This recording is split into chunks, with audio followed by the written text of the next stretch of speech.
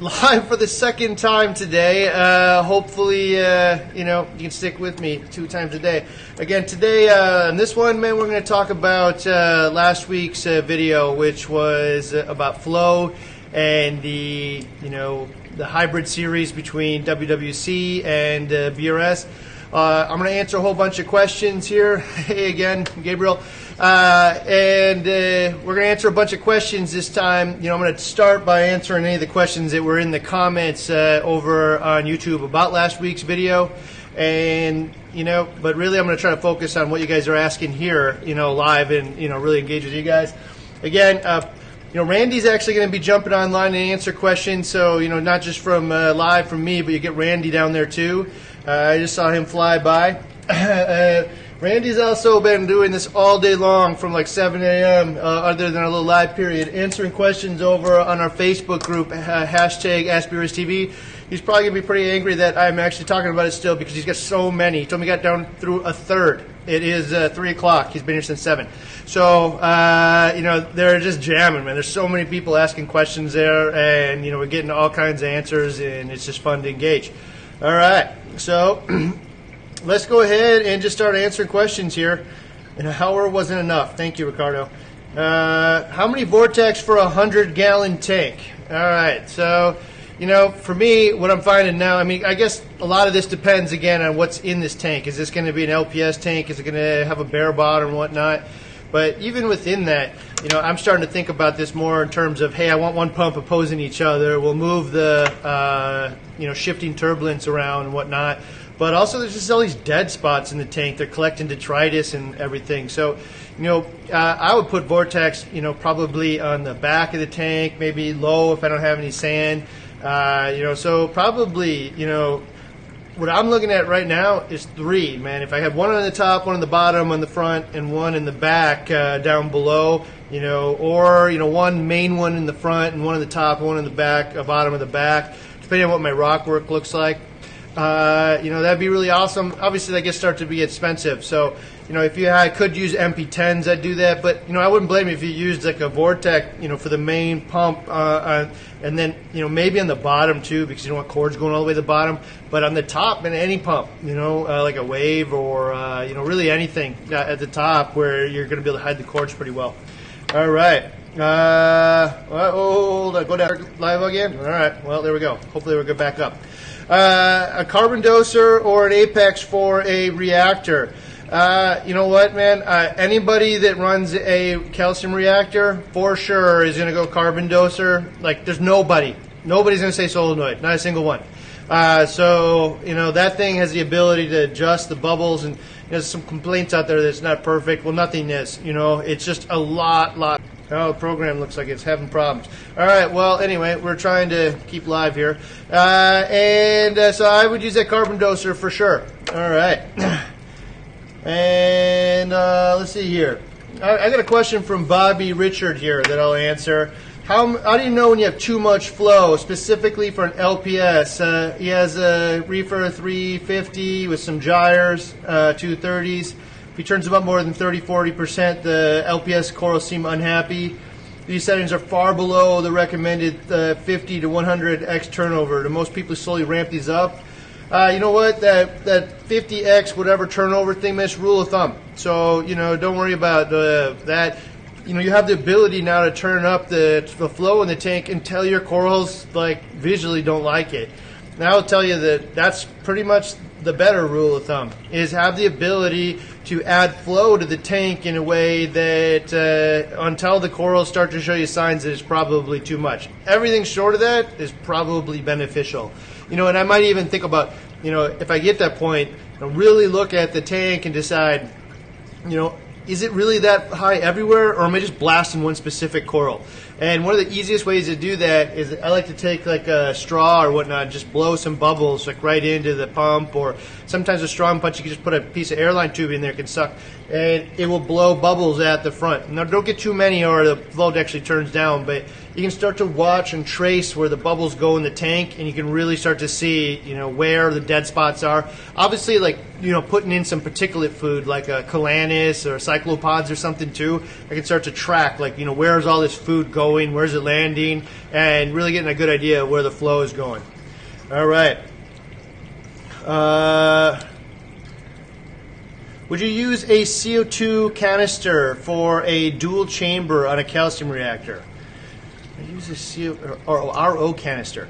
Would I use an RO canister for a dual chamber on a calcium reactor?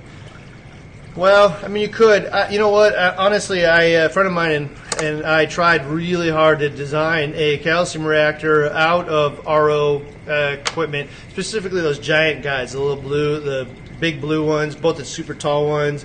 And end of the day, just like actually wasn't that much cheaper than acrylic, after you went through all that mess. But, if you wanted to add a second container, use one of those cartridges and throw, calcium reactor media in it, you could certainly, pump through it, no problem.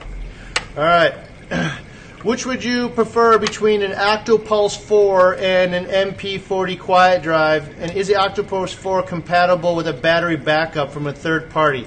Hey, Randy, will you answer that question about the battery backup? Because I'm actually not sure. I sure would hope it would be. But, I mean, so here's the thing. When we're live, I'm just going to keep it real. And you know what? The Octopus people are probably going to kill me. But the vortex every time. So, here's the thing with the vortex. And I shouldn't say every time. I'm sure there's a use that I'd go after the other one. But if you're asking me personally, what I use in my own tanks, there's just a couple of things, man. Battery backup is a good one on the vortex. The thing lasts like days, and for me, short-term outages, I don't even really worry about generators in almost any case because, here in Minnesota, like the power goes out for a matter of hours. I've never been without power for days, so like that'd be like a once-in-a-lifetime thing. And me personally, I got a Reef tank. I know that the day that the power goes out, that every generator in the area is going to go down or be sold out. But hey, man, I'm willing to drive down to Chicago. I'm willing to drive 8 hours to go get a generator and come back. So if I know like a tree fell in my area, I know the power's going to be out, or a tornado comes through or something. I know it's going to be out for a while. I'll go find a solution. You can get little inverters. You can run them off your battery in your car for a while, or all those kinds of things. So battery backup on the vortex is super important to me. Actually, we've used them here when the power has gone out. There's just there's just alarms going off everywhere in this place from all the tanks. But they're running and keeping all of the aeration in the tanks going. Outside of that, I mean, this is going to start to sound like super redundant if you've been watching any of the rest of the stuff, but I just don't like cords in the tank, and I'm willing to have cords on the outside of the tank. I prefer them out there. Again, if I got a fancy picture, this is a piece of art in my house, more or less, my tank, and if I could only have a cord on the inside of my art or on the outside of the art, it's going to be on the outside every time, without question. And, there's probably somebody out there with some specific install where they would say otherwise, but the part about cords is like, one of the things would be different if they were like super straight. So if I could get them really, really straight, and they just wouldn't be an eyesore, but they're usually all, wonky and really just such a big eyesore. So having the Vortec in there like that. Another one is I like all the programs from the Vortec. If you get the Reef Link thing, you can, program different programs throughout the whole day. I like how they interact with each other. And, the most important of the whole thing, because I'm just lazy, I like to think of myself as a good reefer and do all the things, but there's just like some things I just don't like doing. I don't like cleaning pumps. I, don't like doing water changes and stuff, man. Like I hate to say it, man. I just feel like, and just at this point, I'm beyond that, man. I don't want to spend, my whole weekend cleaning, the damn tank. I want to take care of it. I want to enjoy it. I want to, cut frags. I want to do the work to me that is fun. And, cleaning pumps ain't fun. So the ability to just take that pump head out of the tank, drop it in some vinegar, and take another one and swap it right in. 2 seconds, drop it in, take it out. It's all good. So Vortec every time. All right, let's see if we can find another one. How do you? What about flow at the night? Do you turn it way down, or you keep the flow at the same all day? That was a good question, actually. So a while ago, one of our videos, they suggested having slower flow at night, and some guy jumped on and berated me and told me, the ocean's currents don't just stop for this, at night or whatever, I mean, I don't know. Yeah, probably not. But, the currents probably don't. But at the same time, almost all of the flow that's reaching an average coral reef and an average depth is created by weather. Weather creating, like waves, and waves crashing into each other, crashing into other currents and whatnot in the ocean. And weather absolutely is more calm at night than it is during the day. And anybody who tells you differently is wrong. I'm sure there's some area of the planet where that's not right. But so would I do that in a reef tank, though? I mean, like, the idea is you're giving them a rest or something. And it's likely that they don't need the same flow rate and gas exchange and nutrient delivery and all that stuff at night when there's no or limited photosynthesis going on. But like, we don't really know exactly for sure what's happening at night with these corals, or whether or not they benefit from gas exchange and increased flow. So I guess I don't see a real good reason to not have the same flow patterns at night as during the day. And I think most of the people out there that would say that you have slower flow at night, wouldn't be like factual. It'd be more like a plausible theory. Like, they have a good idea, like the ocean's calmer at night, so we should do the same at home. And I mean, I would disagree with that thought process. I wouldn't guarantee results from it of any kind. I know that high flow, does a lot of beneficial things in the tank. If the corals look stressed, man, because you're just pounding them, I guess I'd just turn it back all the time. So, I wouldn't never provide so much flow that a coral looks like it's stressed from it, and then at night it wouldn't matter. Do SPS corals, similar to that, do SPS corals need downtime from flow? No, I don't think so. Does the ocean turn off? No. Again, the night thing, but like, all of the beneficial things that are happening in the tank, are like still beneficial all the time. So, does it? This is what I'll say for sure, is no coral benefits from getting pounded in the exact same way all day long, every day. They're going to lose tissue for sure. If they don't, they're just going to be barely holding on for like a really long time. And so, no coral appreciates being pounded. And that's one of those big things about, the, chaotic, turbulent flow. People used to call it random. It's not random. We're looking for a chaotic, turbulent flow in the tank. And so, a shifting point of turbulence, and that's why I'm using that tidal swell mode from the vortex in here. And also, we had that custom mode for the gyres. We were doing the same thing, shifting turbulence back and forth. Where the turbulence meets, is where that turbulent, chaotic flow is going to happen in the tank. And so, for me, that's really what I'm looking for. All right, what else we got here? Ryan, on Ecotec pumps, is it best to have them opposite of each other, or opposite just one towards, go back, opposite just one towards the front and the other towards the back?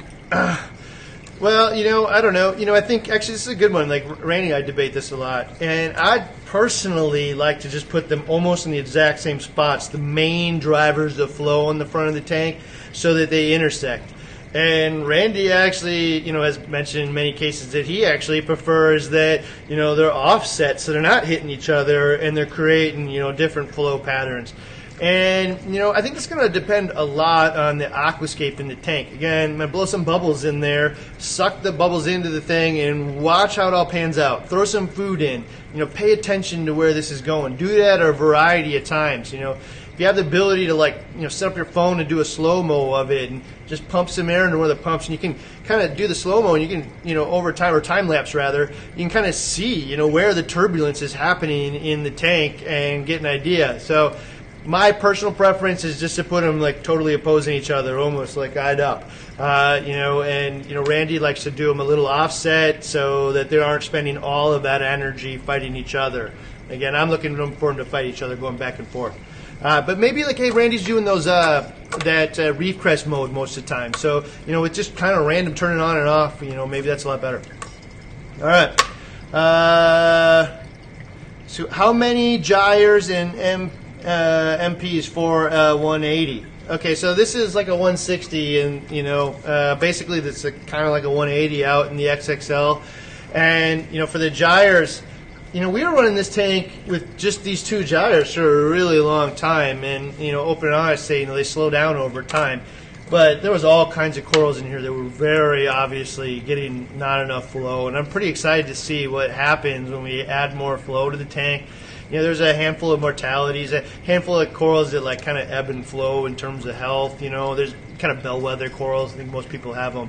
So will those bellwether corals really start to show all that benefit?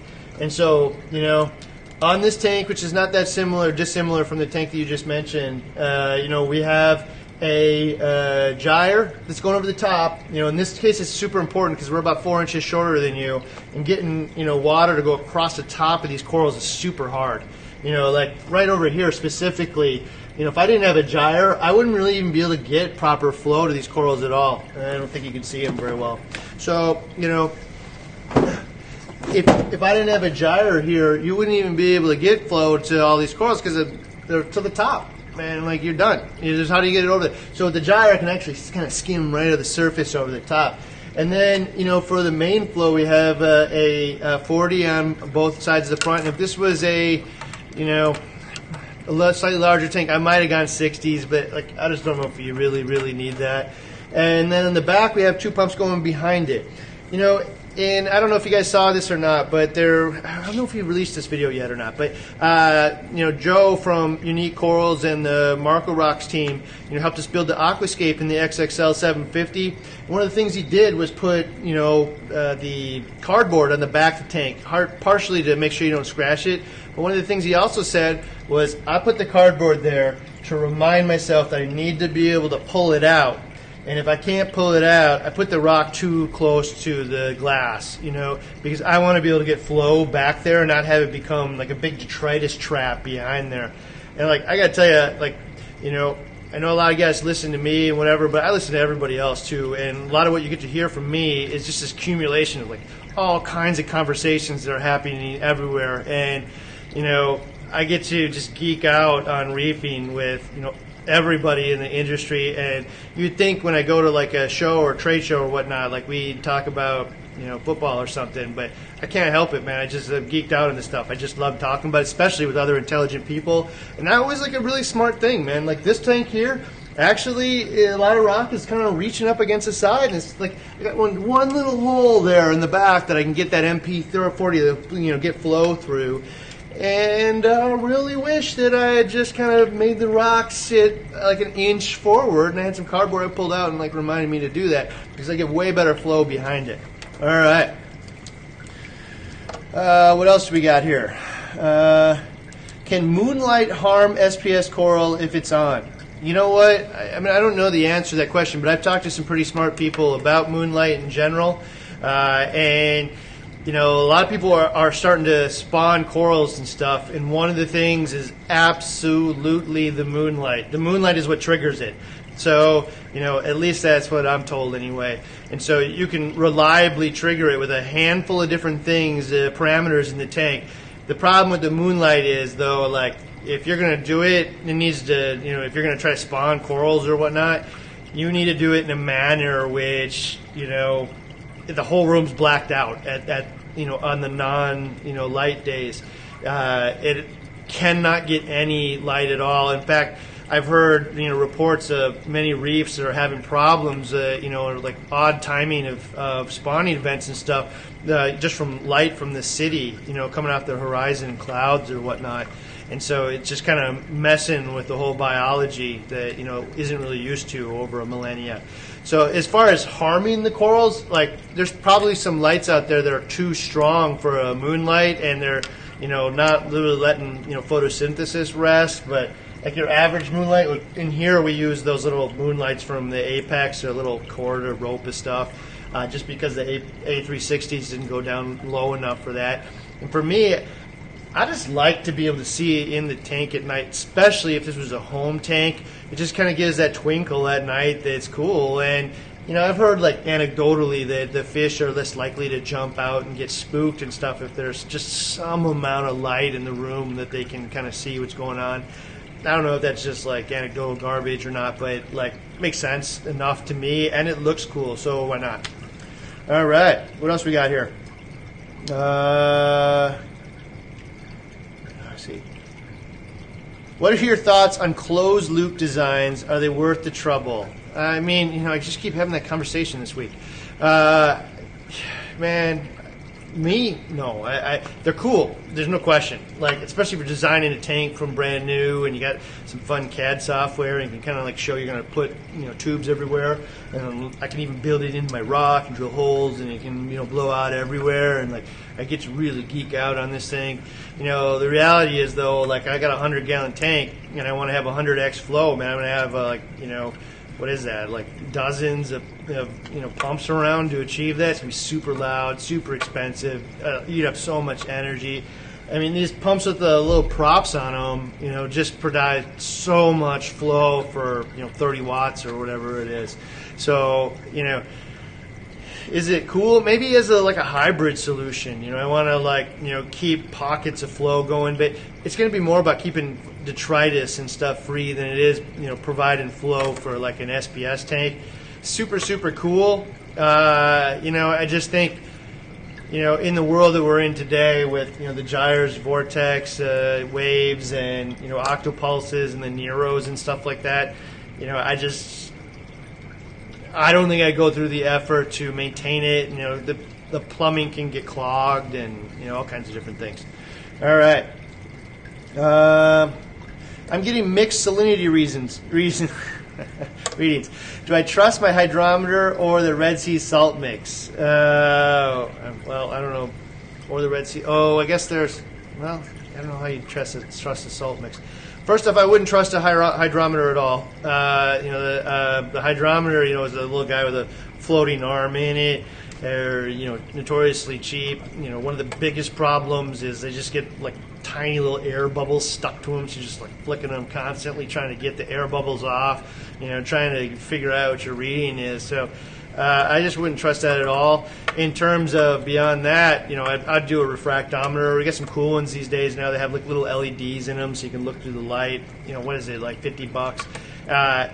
You know, the thing about, like, what do you trust as far as testing it these days, you know, it's so funny, man, because, you know, it's like you know, for some reason you trust one test kit over another one. You know, I trusted my Salifert test kit, my Red Sea one, and the Red Sea one's wrong because my Salifert told me so. And like, well, yeah, I don't know, man. Like, that kit is like $12, and it's gone through 5 hands of distribution. There's probably $2 worth of stuff in it. I mean, it's a hobby grade test kit. Like, it is not made for lab or a reference tool or anything. Even the refractometers and hydrometers and stuff that we use in this industry, they're just trying to get you into a ballpark, you know, so it's like a success. It's not trying to be a science tool. If you want a science tool, you can buy one. It's just going to cost you 20 times as much.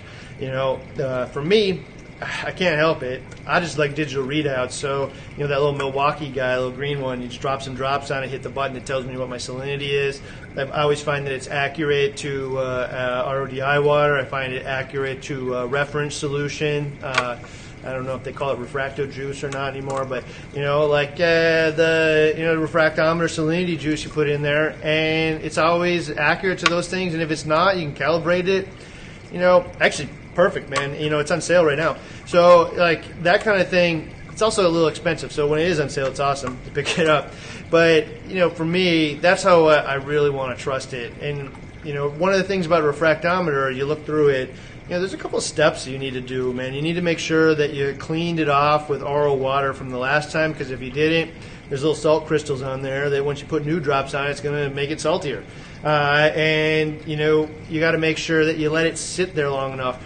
I mean, they're called, you know, automatic temperature correcting, but the way they do that is, you know, they're like a big heavy piece of metal on there, and it, you know, holds room temperature, and most of our room temperatures are around the same. And so you got to let that water, like, turn to the temperature of the room. It takes a minute or so. I just don't see a whole lot of people waiting a minute, you know, so it's, you know, one of those things. But as far as trusting a hydrometer, I don't think we even sell them. You know, we had a Red Sea one for a while, and we just got rid of it. Nobody that's in the reefing, you know, or not, I shouldn't say nobody, but most people with reefing, it kind of, you know, want a higher degree of accuracy. I guess I'd use a hydrometer like in a fish-only tank where it just isn't as critical. The reason being that, by the way, is if you change the salinity of seawater, you know, by 10%, that means that the calcium is now off by 10%. The alkalinity is off 10%. 10% may not seem like a lot, but 10% of 420 calcium now means that I'm at like what, 370 some, so it's actually a lot. If I told you your calcium's at 370 some, you'd probably freak out. If it was 15%, it gets bad fast. So, being off by that in a reef tank is not so good. In a fish-only tank, probably not as big of a deal. How are you removing the sand bed from the 160? Okay, so we're removing it pretty slow, and we're just using a siphon and kind of sucking some out every few days. I'd say Chad's probably removing it a little faster than we anticipated in the videos, but one of the things you're finding here is gotta chisel it out, man. It's kind of solidified to rock in many places. So, it's hard to say exactly why that would be. Maybe some precipitation, got it all together. Maybe there was low pH in there for short periods of time that kind of melted it together. I don't know the exact reason why it turned into rock, but definitely around the actual rock, turned to rock. So we're just sucking out little bits at a time. And one of the things I want to point out here is we're trying real hard to not disturb it, because there's tons and tons of gunk in there, specifically in the back corners and behind the rock there. If you disturb it, just brown crud comes out. And whatever's in that brown cloud, I don't know, but I don't want it in my tank. I don't want it in there permanently. So, we're trying to suck it out at the same time. So suck the sand and the brown cloud at the same time. That's doing the best we can. So what does a coral look like that is getting too much flow? Looks like this. It's getting blasted constantly, in one direction. You're seeing its tissue kind of falling, not off, but away. You're seeing a puffiness, and it's retracted, and it just looks unhappy. It's imagine a puppy that's in too much wind, man. It looks like that. It's just obvious. You should be able to see, pretty easy that most of your corals are unhappy with too much flow. It shouldn't be a big question, It's harder to see when they're not getting enough, because you can't really see the gas exchange or nutrient exchange in the coral, but too much flow is usually really easy to see. It's obvious in anything like a euphyllia, like a frog spawn, or anything like zoanthids, or anything that, Duncans or something that moves, brains are super, obvious. I guess a little less obvious with, an SPS coral, but if the SPS coral is the polyps are out and, it's not getting blasted in the exact same way all day, it's a pretty good chance it's not going to be a problem. All right, what else we got here? Have you ever tried a brand exclusive method? All right, yeah. Well, so this tank here, Reef Day, we did the Zeovit system for a couple of years, and after that, we did the Triton method for a couple of years. And, actually, it's funny you say this. Again, I'm just trying to keep it real here a little bit. I saw in a couple, a couple of lives ago, somebody said you can tell Ryan's kind of getting away from, the branded methods. And I wouldn't say that's true, but at the same time, maybe I am. I don't know. I really like the Zeovit method. It really kept me in tune with the tank. It has a whole bunch of tasks that are required every day, and it takes about 10 minutes to do, all the little things. But during it, I'm watching the tank, I'm engaged with the tank, and I actually never, even though it was work, I don't think I ever had a more enjoyable experience with a reef tank. I just really got to spend time with it every day and really see what I was doing. And the tank, did well because of that. I've been Zeovit or no, man. Having that kind of level of my attention to it was a big deal. And then when we went to Triton, the Triton thing was really interesting for me. And I still believe in it, and I still would do it. I'd still recommend it. I'd still give an understanding of what you should expect, right? All these things are different. You do them for a different reason. And part of the reason that you have these methods is because there's a list of rules you can follow. For a 10-year reefer, man, I don't need a list of rules to follow. I'm personally willing to try them for fun, but I know what a tank needs. But your average reefer just started, man, they can go hunt down forums and they can read, forever, and all over the place, conflicting reports of this and that. This way's better, that way's better. And some of these methods, like the Zeobit method or Triton method, I can just implement exactly what they said, and I'm probably going to achieve the results that everybody else that implemented exactly what they said did. With the Triton method specifically, for me, it really, got my mind going about like water changes and stuff, and like, why am I doing a water change if I have a ICP test kit that tells me that my water is just fine? Why am I changing out perfect with perfect? This doesn't make any sense. I'm hauling water, I'm wasting money, and ultimately that was true. However, it's not no water changes ever. It's like you just don't need to change good water with good water. Eventually the water gets bad. A variety of different things can happen in a tank at any given time. And, you're dumping in food. If your food choices aren't great, there might be, some kind of impurity in that. Really anything you're putting in the tank could have some kind of impurity over time. And so, for me, you send in the ICP test kit. People have asked how often. We were sending it in like every month just because we could. But, if you sent it in probably every 3 months, it was probably adequate, or 2. But when the thing, most of the time it say, hey, dude, your tank's fine. But when it said, hey, you should do 3 water changes, the tank actually looks fine. Maybe I won't do it. I don't know. I kind of like this no water change environment. You know what? You should, because you're about to die. A whole bunch of your stuff in your tank is about to start to show you it's pissed off. And the test kit is preempting that. It's telling you before the problem actually happens, do something about it. And if you don't be surprised when stuff just starts to die or show signs of stress. So, for me, it's, hey, dude, the thing tries to tell you to do the test kit, or the test kit tries to tell you to do the water change, do it. And, what we ended up doing here was putting on the auto water change system from Neptune. But there's 2 ways to do it. One, you can do an auto water change. It just happens every day whenever you need it. And the other one's a push button water change. So you can go up and I can just push the button and it does a 10% water change for me. And that's what the Triton system did, was it told you to do a water change, 3 water changes a week apart or something like that. And, that's kind of a pain in the butt for a lot of people. So in our case, it wasn't. I walk up, I push the button, and then the next Monday I push the button, and the next Monday I push the button, and it's done. And I would never run into any problems because of that. But the few times that we decided it wasn't important, tank looks fine, man, we were wrong. And, so now when I look at the Triton method, there's 2 ways to look at it. One, there's the Triton method is keeping nutrients down using refugium. It's replacing, calcium, alkalinity, magnesium, and all the trace elements and whatnot, via their 4-part solution. And, to me, the water change thing is an optional piece, man. Do your water changes anyway if you want, and then you don't have to worry about it, use their 4-part, use their refugium, use all the rest of it, and it's doing super awesome. And then have the water changes just going in the background anyway, and all of that comes to a moot point, moot point rather. So for me, that was kind of where I landed with all of that. All right, what else we got here? Is it good or bad to clean the sand when doing a water change? We're straying a little bit here from today's topic of water flow, but I don't care. So is it good or bad to clean that sand, man? Oh, man. If you are just stirring it all up, and it kind of depends on how deep it is. Let's say it's like an inch, inch and a half, which inch and a half is kind of danger zone actually.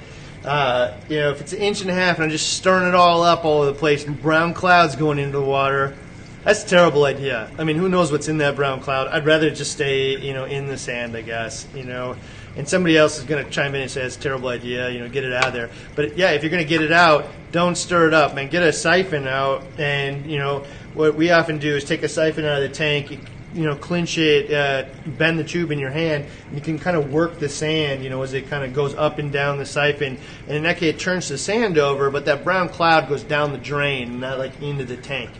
What Nick, one of our wholesale guys here, will say is if your sand is more than a couple inches deep, man, leave it alone, because whatever is in there is probably really bad. And I tend to agree. If it starts to get 3-4 inches deep somewhere, and it hasn't been moved in a matter of months, it's probably increasingly becoming a toilet area of the tank, and not good to get out in there. So if preferable, I think most people if you could do it perfectly, would be to have like a 1/2 to 3/4 inches of sand everywhere. Problem is it blows all over the place, unless your flow is super low. And that's one of the things that I guess related to flow here. You look at all those WWC tanks and whatnot, even in the mixed tank where they're keeping the sand super clean, it's almost impossible to keep, in an SPS tank where you got all that flow, it's almost impossible to keep the sand from not blowing around. It's specifically at the points of turbulence in the tank. And it just becomes one of those things where you end up turning the pumps down all over the place, trying to keep the sand in place. And this is up to everybody's own personal thing, but what I'm really doing is I'm turning down biology on each one of those pumps, man. I'm decreasing metabolic performance on every one of these pumps. I am hurting the coral on every one of these pumps. I'm slowing down growth. I am increasing chances of bleaching. I am doing so many. I'm decreasing nutrient delivery. Every time I turn down one of those pumps, I'm doing all those really negative things, just so I can have sand in the tank. And I get it, man. If you need sand, you need sand. It is what it is. But if you can do without it, all the biology goes up in the tank. Metabolic function of basically everything is going to benefit from it. And you're going to get all that garbage. I'm not going to have a toilet in the bottom of my tank just collecting them. All that stuff is just settling out and rotting in there. And if you stir up your sand, it turns brown, man. You know what the brown is, for sure.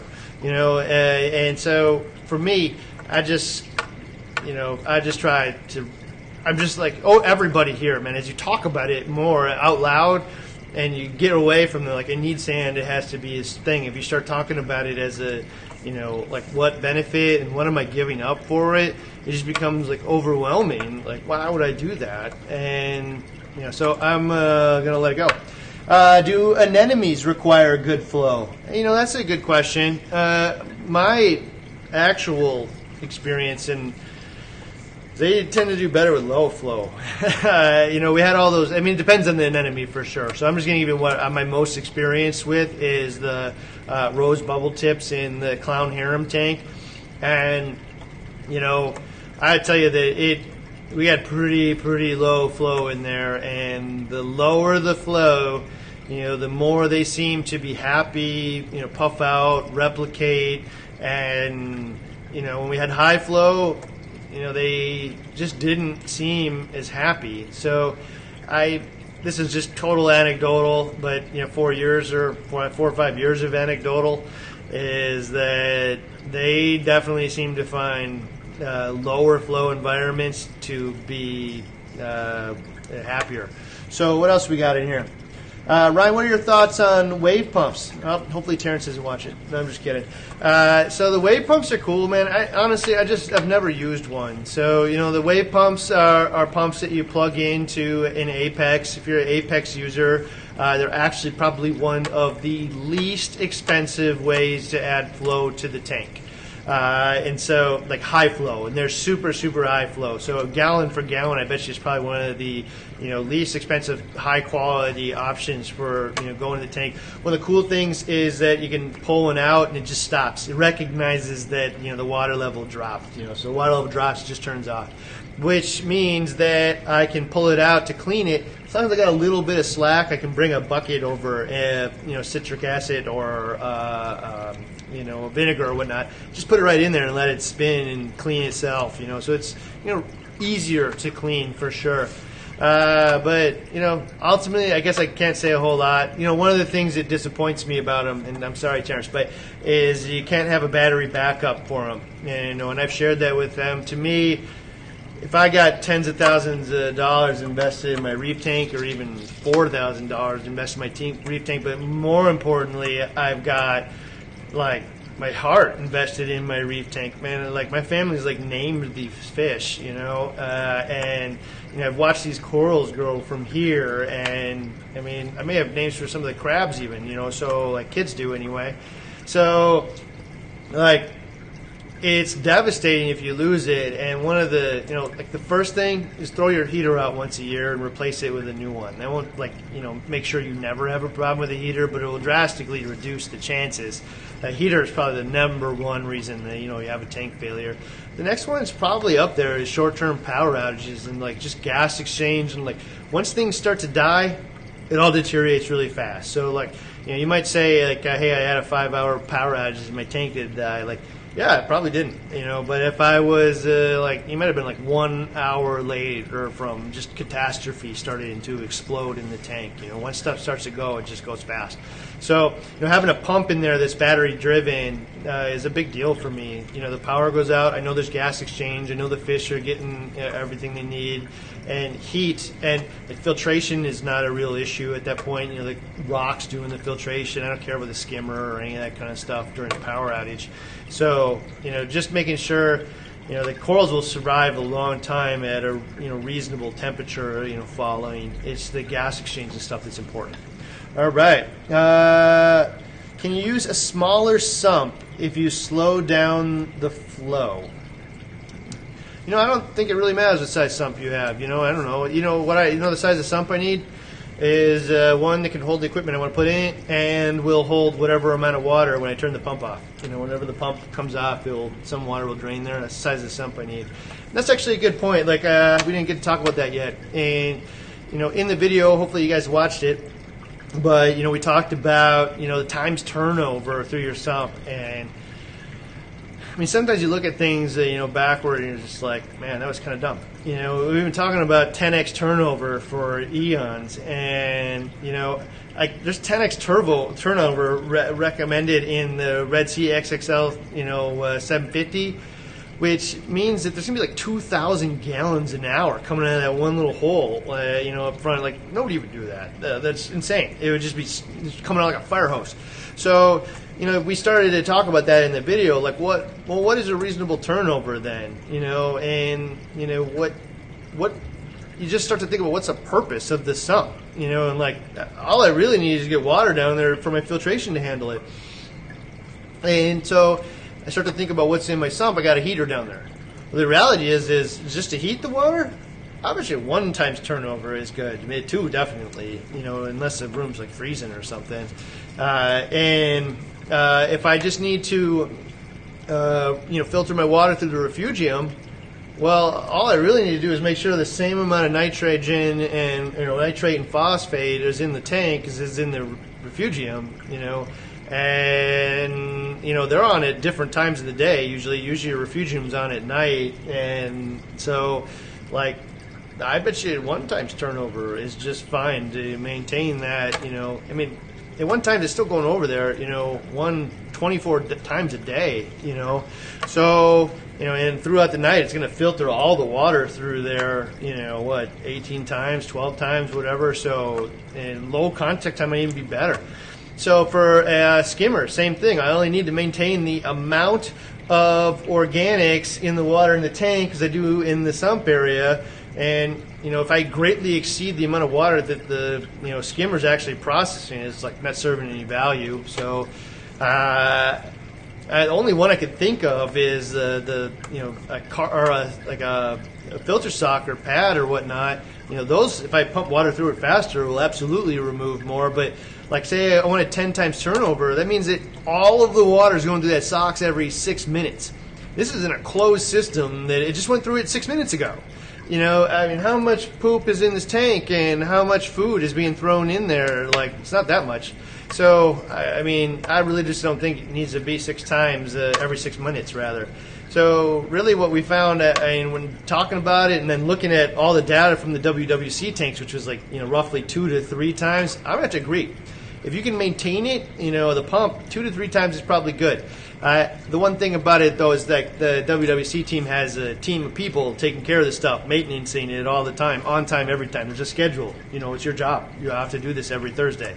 So at home, that isn't really the case. So I would say that, probably 4 times is good. So if you lose 30% of your output, you're at 3, or 2 or whatnot. But, really, it's good news, man, if you think about it, because the lower flow is cheaper, B, usually makes less noise, and 2, I can spend that money like making a redundant system, you know, having 2 return pumps, so if one ever fails, the other one's still going, you know, which is specifically valuable if you go on vacations or whatnot, and one of them fails and the other one's still, you know, keeping water going at one time at least, and, you know, nothing catastrophic is going to happen.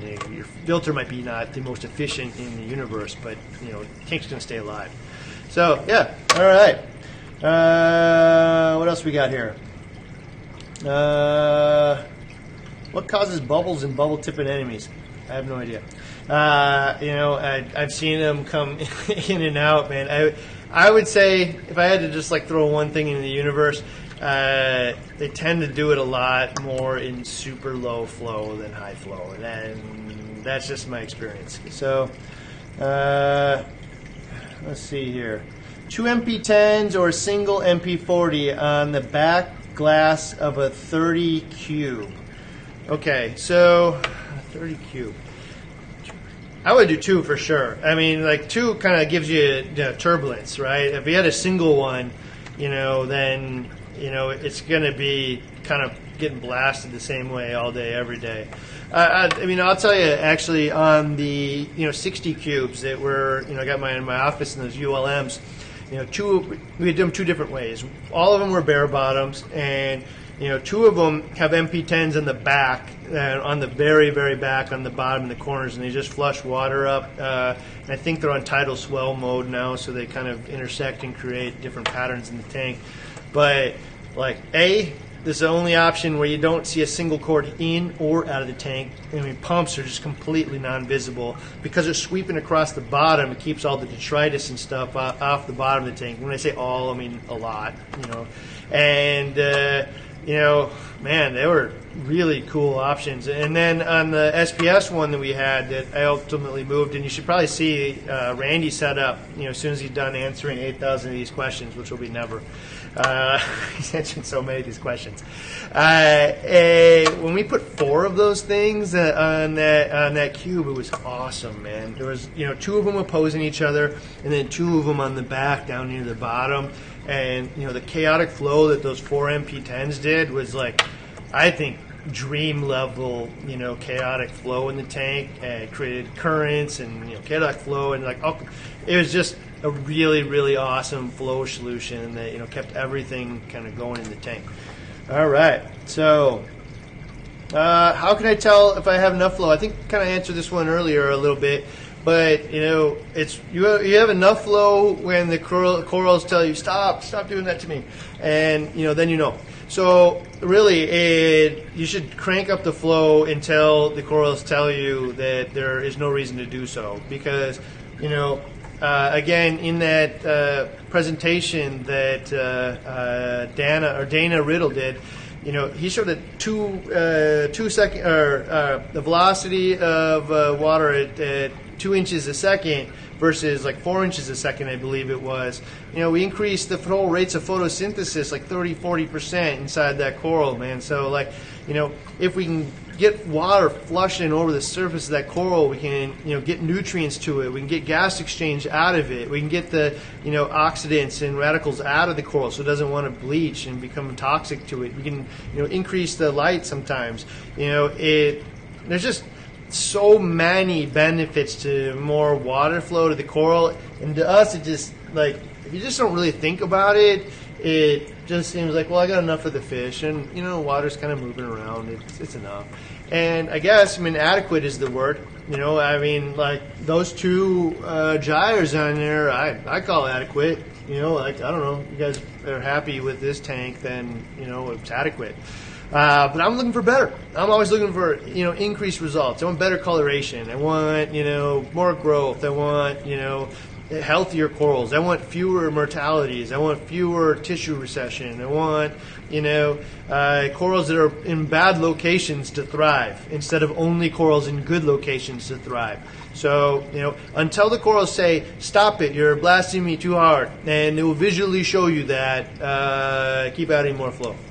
And for that reason, I would, you know, like, I hate buying things over and over and over again. It's like the most expensive way to do it. So, try to buy something that gives you room to adjust. One of the cool things too, if you do that, is we way overdid it on some of these tanks, and I totally plan on every now and then I'll just turn them all up, all the way. And getting all the detritus flushed out of everywhere. You can go down the filter socks, crank up the return flow rate, and get all the stuff out of there every once in a while. So having more flow than you need is awesome. Especially if you're looking at something like like an ice cap gyre 1K or the gyre 3K, and it's $30 more to triple the flow. Oh man, like do it, because you'll never look back and say, I wish I never did that. Barring the size of the pump, I guess. In some cases maybe the smaller size pump head would be ideal. What are your thoughts on wave boxes to help with flow? I wish Jason was back here, man, because he sure loves those things. Jason's our customer service manager. He has a tank that we have featured in the videos over and over and over again, and one of the best tanks here. Sadly, he left for a short period and turned it down, but he loves that wave box, man, and the surges of water that it creates. So for me, I don't know. I guess I just really never attempted it, and I hate putting more stuff into the tank like that, more cords and boxes and stuff. And so I don't use them. And I guess you could use the wave movement in the tank. You can set all these pumps up to create that, and you could actually probably measure the velocity of the water with those waves.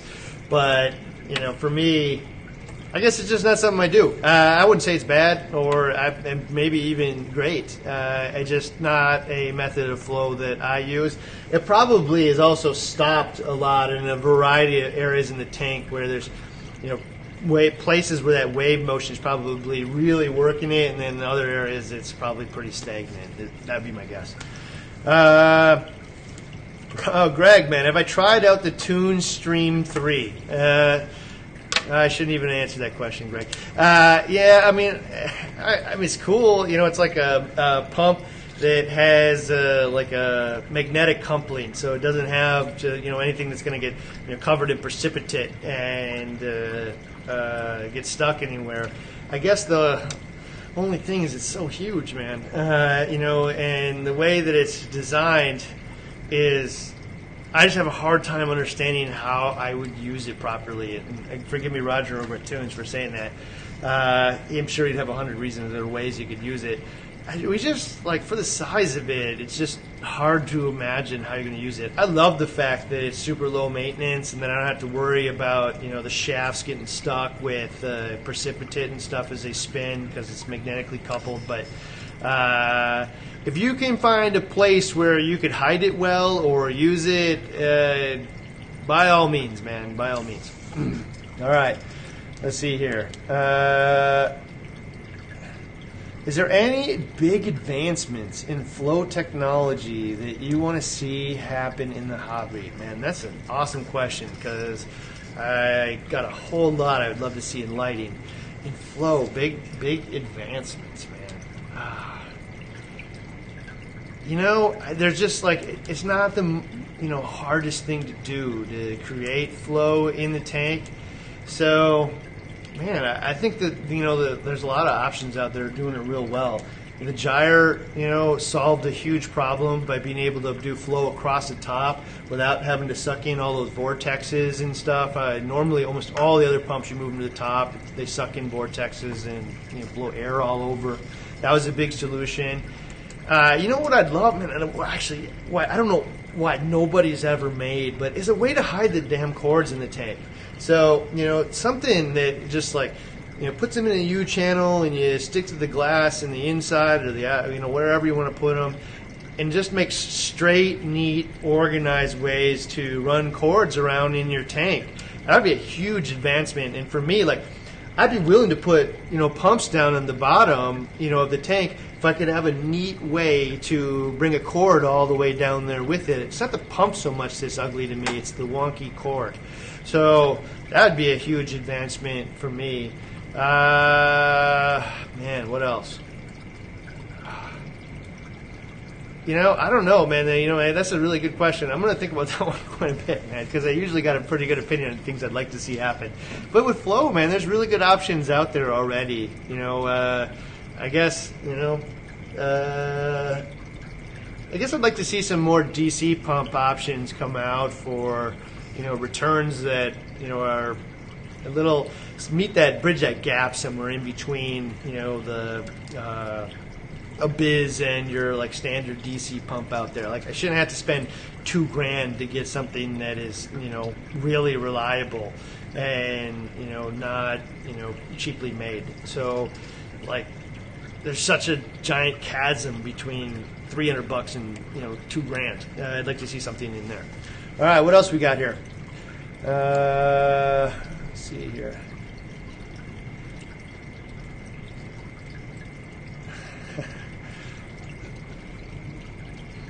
I'm building an 800-gallon custom. Would you ever consider external pumps and closed loops over power heads? And I can't see the last word there, or both. I guess in an 800, I ruled out the closed loop a little bit earlier. But like one of the things we talked about with the 900 there was that at the WWC was they had a little lower flow there than some of the other tanks. And that's because it's super, super hard, man, to get 12 feet of flow across the tank. And that's why they have those giant, like I think Fanta rays or something, pumps in there. And they have big cones in the front, and they're super, super huge. I need to get it all the way across there. And so, you know what? Especially for, pockets and keeping stuff flushed out, if I was going to do a big tank like a 900, man, I would absolutely be thinking about, options for, getting flow into hard to reach areas. Not so much as like a component of my overall, 50 or 100X or whatnot, but just as like solutions for keeping detritus and whatever free. And I, would be thinking about my aquascape and how I'm going to build around this thing. And, that's when some of that CAD software becomes really nice, or at least somebody that's excellent with a pen. So, I'd really be trying to think about that. Short of something huge like that, using power heads to me just ends up being a lot easier. All right. What else we got here? We got maybe like 7 or so minutes left here, and we'll wrap it up. We'll be back, by the way, tomorrow with Randy in the morning. What can you do with the dead spots, like underneath a pump?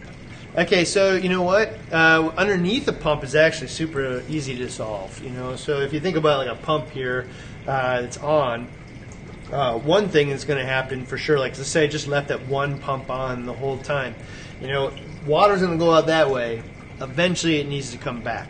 So, to be blown out again. So usually the water's going to go out and then it'll hit the other side, come back on the tops, and it'll kind of do one of these things. And so actually the water isn't all that stagnant. It's probably lower velocity, underneath it. But one of the things that, like we talked about a lot, so far, is talking about that shifting point of turbulence when I have those 2 points. And I just don't mind saying this over and over again because a lot of people probably missed it. So bear with me for the people that have already seen it. But, if I have that pump on 90%, and this one on 10%, the point of turbulence is right here. If I have them both on 100%, they're fighting each other equally, and the point of turbulence here is right here in the middle. They're going to fight each other, and, it's going to take that chaotic flow. If this one's on, 70% and that one's on 30, the point of turbulence is right here. So, at that point where, this one of them is on at 90 and one of them's on at 10 or 0, I'm actually going to create a point of turbulence where this one hopefully can reach to the other side and create good flow on that side. So, underneath a pump probably isn't as big of a deal as long as we're thinking about shifting points of turbulence in the tank and not creating just turbulence here in the center of the tank with them on both, at full. And, other areas, like if you can handle it, I think the best pump out there probably, I guess two, I would say, One of the best pumps out there is probably a Toon Stream, because that little ball can be aimed down, it can be left, right, any direction, right? And so, like, if I had a dead spot right there, I could put a pump in the back and I could aim it right down at it, you know, and it would blow it all out. And I could still keep the pump at the top. You know, I don't have to, like, reach it from the sides per se. But another one is really that gyre, man. If you go watch, you know, some of the videos we've done on the gyre, I think there's one out there like, does it really gyre? I mean, we put those little floaty green beads in it, and you can watch the stuff shoot across, hit the bottom, and then return across the bottom of the tank. Man, there is a strong current that is happening in this tank. And that's because 6,000 gallons an hour is shooting a sheet across the top of that tank. And, you know, kind of, you know, if you watch the flow, it kind of, you know, Y's out or V's out as it gets farther and farther. But it hits that side, and then it has to return on the bottom, and you create that strong current. And you can kind of see it, like it's almost like it's creating an undertow, pulling stuff out of the sand and whatnot when it's really strong. And definitely you can watch all of the, you know, detritus on a bare bottom, like, go along with it and stay suspended. And so if I can use pumps, you know, a single pump every once in a while, and just let it go for a while, long enough, you know, 5 minutes or so, that it can create an actual sustained current, that will add flow to areas that are not necessarily getting flow. All right, I'm going to take like 2 more questions, and then we're going to call it a day here. Do you prefer constant flow from your power heads or waves and pulsing? From Ryan there. And like for me, you know, let's just say we're talking about SPS tanks. You know, really most tanks actually. Actually, I can't even think of a tank where I'd want to leave them on all the time, to be honest. You know, and maybe they're run really low. You know, so some of those things like the CJ pumps, those little extreme guys that are about this big, you know, they're super wide flow. Some of the high doors are super wide flow. I mean, you can watch in the, like, you know, flow dynamics videos that we have for those things that, you know, the flow only even like makes it to this point. And so having them on all the time, intersecting with each other, you know, probably is just fine, especially like in a, you know, mixed tank or a LPS tank or whatnot. But in almost any other tank, especially, you know, an SPS dominant tank, like, I am definitely going to create chaotic, turbulent flow that's going to flush all the corals, and it's going to hit it from different angles all the time. You know, so the one thing that people totally forget about all the time, especially when they're using these like rules of thumb of flow, is, you know, I got, you know 4 pumps and they're X gallons an hour, and I have a total of, you know, 100 times turnover, but I turn half of them off in any given moment. I do not have 100x. I have 50x. I have 100x like total capacity, but what I'm actually using in any given moment is 50x if they're half off all the time. So, you know, keeping that in mind when I'm trying to generate the amount of flow that I want. The same thing with DC pumps. If, you know, one of them's at a 90 and the other one's at a 10, and it's always in a shifting balance of that, I only have half of the total capacity in there. And I don't want to get like too hung up on, you know, the 50x, 100x or whatnot, because it's not super valuable other than, you know, a little bit of a rule of thumb. But you should definitely think about, if I'm going to turn half of these off at any given moment, you know, that's, you know, going to cause some issues. So one of the things you could also think about is if I have, you know, like AC pumps, you know, or even DC, I guess, you know, I can, you know what, I think the guys over at Worldwide even do this with some of their DC pumps. And then 2 of them might actually be on all the time opposing each other. And then 2 of the other ones are, you know, coming on at different times in different areas of the tank, or 4 of them are coming on in different areas, you know, to create that opposing flow and, you know, chaotic turbulence. So sometimes you might want to have 2 on all the time and have other pumps coming on and off to create that kind of turbulence. Let's see if we can answer one more. How do you feel about surge systems with a large blast at once from one side to another? You know, I've seen, like, I've never seen one in person, but I've seen them on, you know, like zoos and whatnot, or, you know, public aquariums, as well as, you know, YouTube videos. I think it's super cool. I mean, I want to go out and do it right now, just remembering it. So, you know, that is creating, you know, like a wave effect, a large velocity of water, man, hit this thing fast, you know. And for those of you that don't know, like, usually that's like, not usually, but there's a whole bunch of different ways you could do this. But one of the ways is it fills up with like a large cavity of water, and it hits a point where it doesn't balance, and then it like just dumps 80 gallons of water into this thing all at once and creates this huge flushing effect. And then it falls back and fills again, and then it goes again. So, if you have the ability to do something like that, man, kudos to you. It's super cool. Yeah. All right, one more, and then we'll call it today. All right. Randy R. Oh, yeah, that's Randy Russell. Does anyone else vote for these live streams being podcasts? Like, Randy, figure out how to turn this into a podcast, because I have no idea how to do podcasts or what any of that is. But I've heard several people say that, and they want to listen to this kind of thing. Obviously, you don't need to see me to talk about it.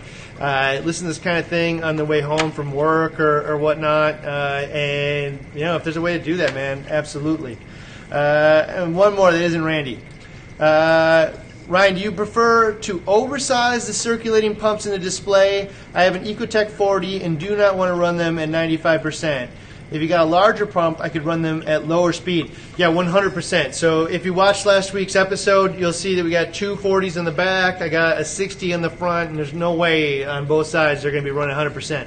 So two things. One, pumps that are running 100% always make some amount of noise. I don't know what it is about it. They don't stop them before they start to make noise. So, run them at 80 and they almost never make noise. At 50, for sure not. They also don't get hot and all these other different things. But more to the point, like I have capacity to, hit different areas with different amounts of flow. So if you could run 30%, most of the time, and then bam, run 70 for a while, or even 100 for a little while. Especially if you have, the EcoSmart Live with the Reef link and the vortex pumps. So if you have that vortex pump, in the EcoSmart Live thing, you can program little chunks of time where they're all just on for a little bit, or they're all, going in one direction for a little bit, and then they go back to their old program. So, you can do that with the wave pumps, I believe, in, using the Apex, dashboard, and they're really easy to drag and drop, the flow types that you want around there as well. So, hey, we're going to call it a day, and tomorrow we'll be back. We'll be talking about all the stuff, the sales and stuff that are going on, and lighting is on Friday. Poor Dave got hit with, probably going to be 45 minutes on lighting. And I'm going to tell you right now, this is the commitment I'm making on lighting. Lighting is the easiest thing in the entire tank, man. Like the easiest thing to get right. You just need to hit it on a couple different levels. Just need to understand a couple of different facts about lighting. And if you do, everyone will be successful. And if you don't leave that video without knowing how to be light your tank successfully, I failed, man, epically, and I refuse to fail.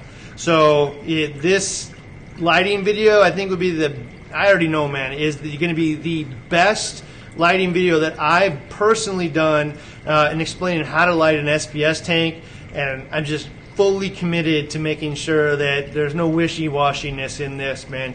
Here is how you do it. This is a recipe for success. Here's 15 different ways to achieve it. Like, here's the best ones. Here's the cheapest ones. Here's the ones that most people do on a reasonable budget. And the benefits of the different things. You'll come away for sure knowing what to do with your tank and lighting. So I will see you, I guess, tomorrow, and as well with that episode on Friday. All right. Have a good day.